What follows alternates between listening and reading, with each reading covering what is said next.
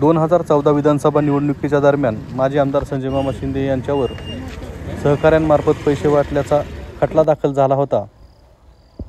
त्या खटल्याचा निकाल आज लागला असून यावेळी संजय मामा शिंदे हे स्वतः करमाळा कोर्टात हजर होते व त्यांनी या निकालाची माहिती देत समाधान व्यक्त केले। प्रत्यक्षात आपण बघितलं तर काही लोकांना त्या ठिकाणी पकडलं, त्यांच्या खिशामध्ये काही 20,000 22,000 रक्कम काही त्यांच्याकडे मिळाली आणि त्याला माझे पॉम्पलेट निवडणुकीमधले सापडले, अशा पद्धतीनं गुन्हा दाखल केलेला होता। आता मला सांगा, घरातली आपली 5 मतं तरी एका विचाराची असते। भाऊभावामध्ये आपण बघतो की 2 भावामध्ये मतभेद झालेले।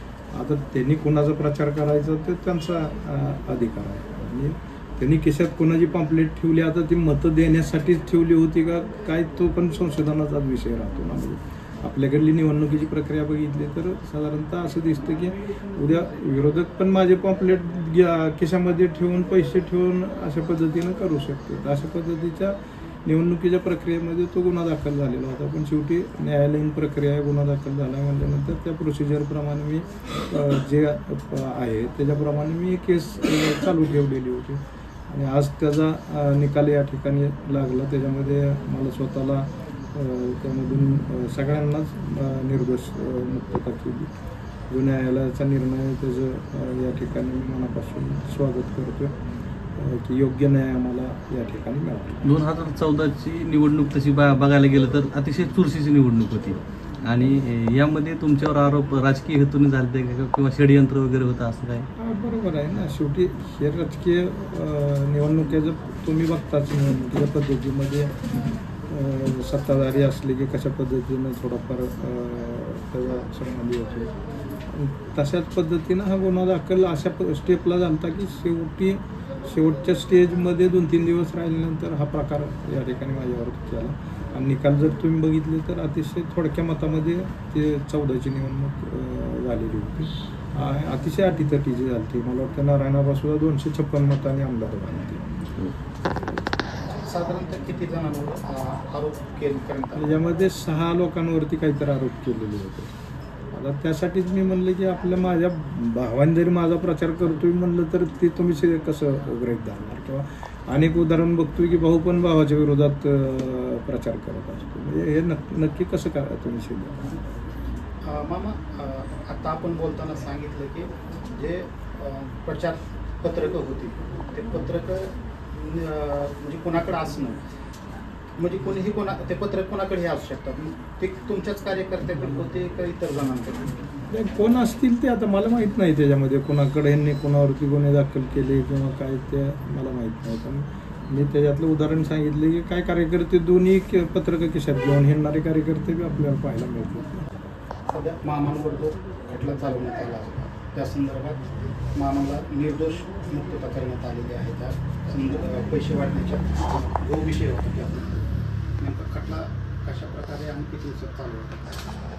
2014ला ज्यावेळेस मामासाहेब आमदारकीचे इलेक्शन उभं होते त्यावेळेस काही अज्ञात इसमांना पोलिसांनी अटक केलं होतं। त्यांच्याकडं मामांचं प्रचार साहित्य काही रकमा वगैरे सापडल्या होत्या आणि त्यावेळेस पोलिसांनी अशी केस मेड आउट केली की ते सगळा प्रकार जो आहे तो संजय मामा शिंदे यांच्या सांगण्यावरून घडत आहे, म्हणून त्यात संजय मामा शिंदेंना बी आरोपी म्हणून समावेश केला।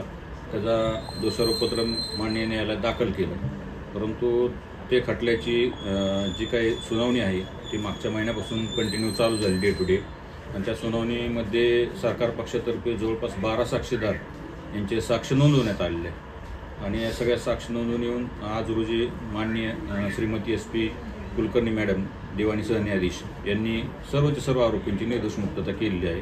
याच्यामध्ये सरकार पक्ष जे काही पोलिसांनी दोषारोपपत्रात मामांवर आरोप केले होते ते कुठलेही साबित करू शकलेले नाहीत आणि त्यांची जी केस होती ती संशयाच्या पलीकडे जाऊन सिद्ध न केल्यामुळं तो संशयाचा फायदा आरोपींना देऊन आज रोजी माननीय न्यायालयाने सर्व आरोपींची निर्दोष मुक्तता केली। जे आरोपी आपण म्हणत आहात किंवा मगाही मामांना तोच प्रश्न विचारला होता की जर मामांचे ते कार्यकर्ते नसतील किंवा तसा जो मामांचा कुठे संबंध नव्हता ते पोलिसांनी नेमकं राजकीय हेतुपुरस्सर तशा प्रकारचे गुन्हे दाखल केले होते असं समजायचं? हो, कारण काय होतं की त्यावेळेस पहिल्यांदाच संजय मामा शिंदे करमाळा विधानसभेची निवडणूक लढवत होते आणि संजय मामा शिंदे हे माढा तालुक्यातले आणि त्यांचं राजकीय पहिलीच एंट्री त्यावेळेस होती आपल्या तालुक्यामध्ये आणि इथले जे प्रस्थापित होते करमाळा तालुक्यातले मातब्बर त्यांना त्या अडचणीचा विषय झाला होता आणि मग अशा निवडणुकीच्या तोंडावर राजकीय बदनामी करून त्यांना बॅकफुटला आणून मतदार कसे डायव्हर्ट करता येईल आणि त्यांना त्यातून राजकीय ह्याच्यातून बॅकफुटला आणण्यासाठी हा प्रयत्न केला गेला होता आणि तुम्ही पाहिलं असेल 2014च्या इलेक्शनला मामा फार थोड्या मतावरून पराभव झाले होते. सरकारी पक्षाचे नेमके त्यामध्ये कशा प्रकारची बाजू होती, काय त्यांनी काय ते युक्तिवाद काय केले? सरकार पक्षाचं असं म्हणणं होतं की जे काही 6 संशयित सापडले त्यांच्या जवळ मामासाहेबांचे प्रचाराचे मुखवटे, काही साहित्य सापडलेले, रोख रक्कमा सापडलेले, काही मतदारांच्या याद्या सापडल्या, त्याच्यापुढं पैशाचे आकडे टाकलेले आहेत, अशा प्रकारचं सगळं होतं आणि त्या पद्धतीने त्यावेळेस तपास अधिकारी ASI API माने यांनी तपास करून दोषारोपपत्र दाखल केलं होतं. वास्तविक पाहता त्याच वेळेस मामासाहेबांविरुद्ध पुरावा कुठलाही नसताना केवळ राजकीय षडयंत्रानं त्यावेळेस पोलीस मशिनरीने हे खोटा गुन्हा दाखल केला होता. तो आज न्यायालयाने निर्दोष करून आम्हाला म्हणजे न्याय मिळवून दिला.